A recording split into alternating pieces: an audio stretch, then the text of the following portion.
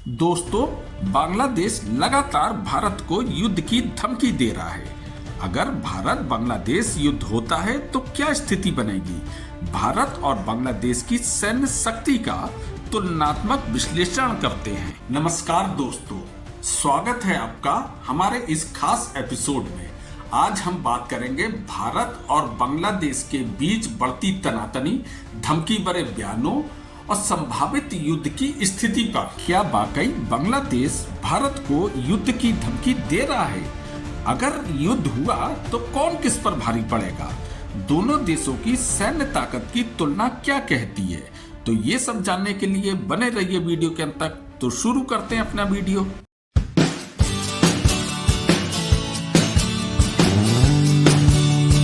आखिर मामला शुरू कहां से हुआ?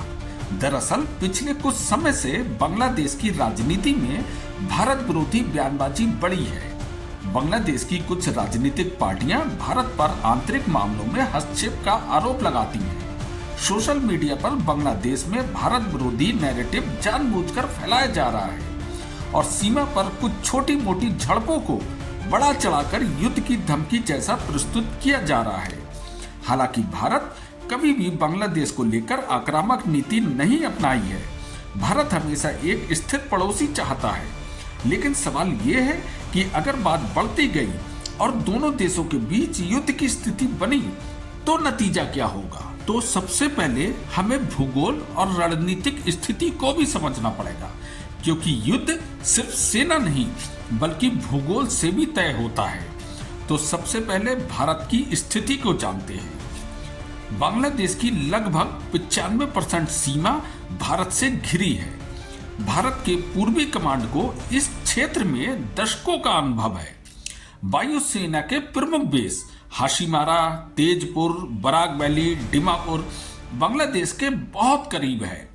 नौसेना बंगाल की खाड़ी में भारत का पूरा नियंत्रण है।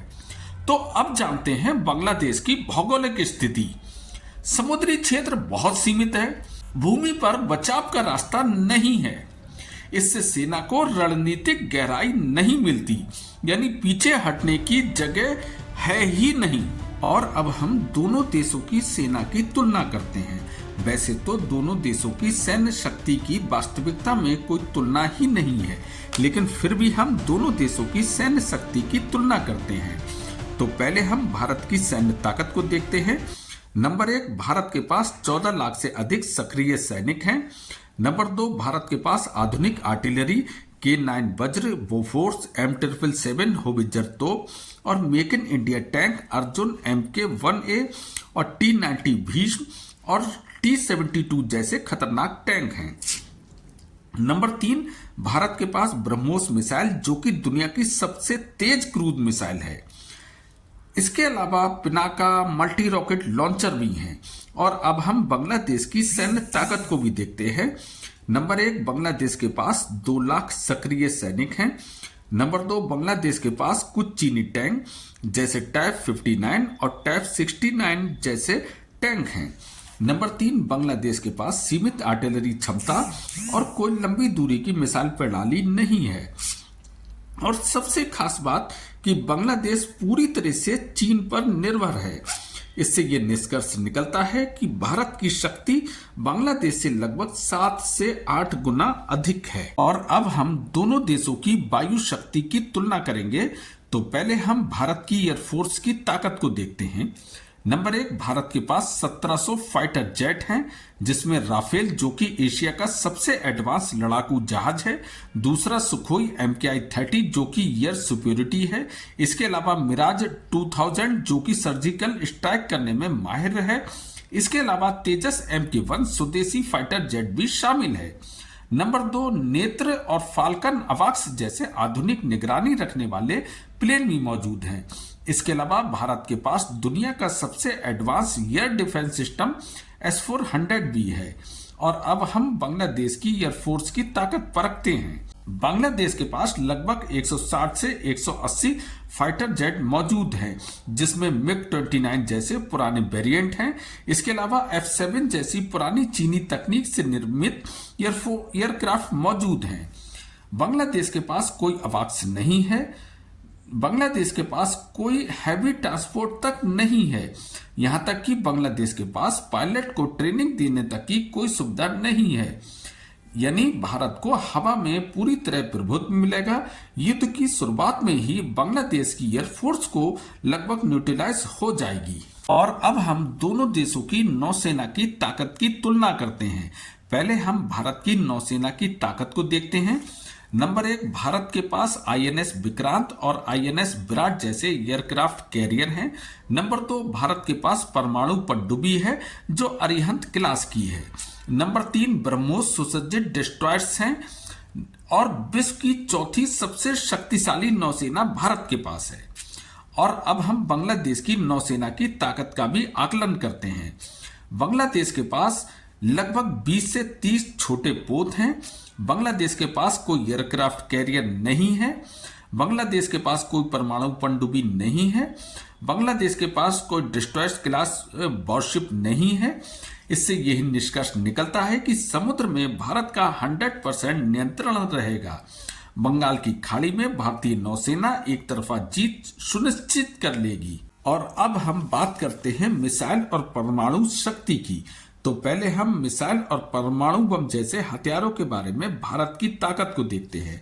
नंबर 1, भारत के पास अग्नि श्रृंखला की जिसकी रेंज 5000 किलोमीटर है खतरनाक मिसाइलें हैं। नंबर 2, पृथ्वी जैसी टैक्टिकल मिसाइल है। नंबर 3, ब्रह्मोस जैसी सुपरसोनिक मिसाइल है जिसका तोड़ पूरे विश्व के पास तक नहीं है।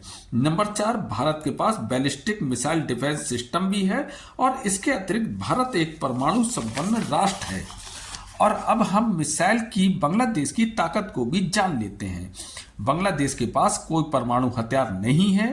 बांग्लादेश की मिसाइल तकनीक बहुत सीमित है और बांग्लादेश पूरी तरह से चीन पर निर्भर है।